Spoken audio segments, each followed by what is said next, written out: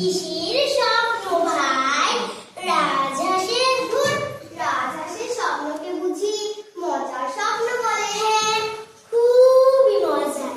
আমি যখন রাজহাঁসের সঙ্গে মেঘের মধ্যে ভাসছিলাম, আর আকাশের নীল নীল ঢেউগুলো আমার গায়ে এসে পড়ছিল, আর তারাগুলো যেন কত ফুলের মতো।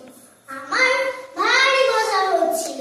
তুই সেখানে দোলনা দেওয়া লাল ফুলের বাগান দেখেছিলি, আর পেখম তোলা ময়ূর? কই না তো, আমি দেখেছিলাম। ময়ূরের পায়ে ঘুঙুর এমন সুন্দর বাজছিল, হঠাৎ আমার ঘুম ভেঙে গেল। শুনলাম সকালবেলায় নাকি বোটিংয়ের ঘন্টা বাজছিল। দেখি ভাই, আমি একটা কথা বলতে গেলাম, তার মাঝে কিরকম বকর বকর করতে লাগলো।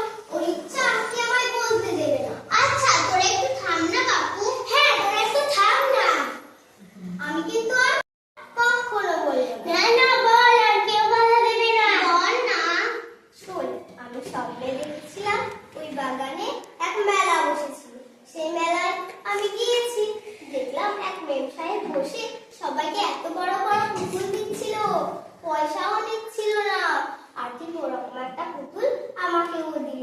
এমন সুন্দর মাথা ভরা কোকড়া কোকড়া চুল, মোটা মোটা গাল, আর সত্যিকারের মানুষের মতো কথা বলতেও পারে।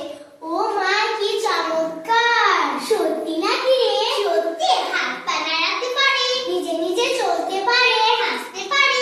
হ্যাঁ, হাত পা নাড়াতে পারে, হাসতে পারে, খেলতে পারে, সব পারে। সত্যিকারের মানুষের মতো তৈরি। কেন এখন যে বড় কথা বলতে আসছিস? তবে যে বলছিস ওর ছাই স্বপ্ন তুই একটু শুনতে চাস না? তা কেন? তোরাই তো ভাই ওকে শুনতে দিচ্ছিলিস না। বেশ করেছি। ও কেন কথায় কথায় হিংসে করে? তারপর শোন, সবাইকে পুতুল দিল, কিন্তু কারোর পুতুল হাসতেও পারে না, খেলতেও পারে না, চলতেও পারে না। আর ঠিক ওকে একটা পুতুল দিল এমন কালো নোংরা দাঁত ভাঙা ভাঙা বিশ্রী মতো। ইস, নিজের বেলায় সব ভালো ভালো, আর অন্যদের বেলায় সব কালো নোংরা দাঁত ভাঙা বিশ্রী মতো। ম্যামই তো ওরকম দিয়েছিল, তাতে আমার দোষ কি ভাই? এটা তো সত্যি নয়, স্বপ্ন। স্বপ্ন নিয়ে আবার হিংসে কি? ছি ছি ছি। তারপর কি হলো ভাই? তারপর সেই পুতুলটা নিয়ে আমার কত মজা হলো, সেসব আমার আর মনে নেই, কিন্তু শেষে আমার ভারী কষ্ট হয়েছিল। কেন কষ্ট হয়েছিল রে? হ্যাঁ, কেন কষ্ট হয়েছিল সেসব কি আর জানি।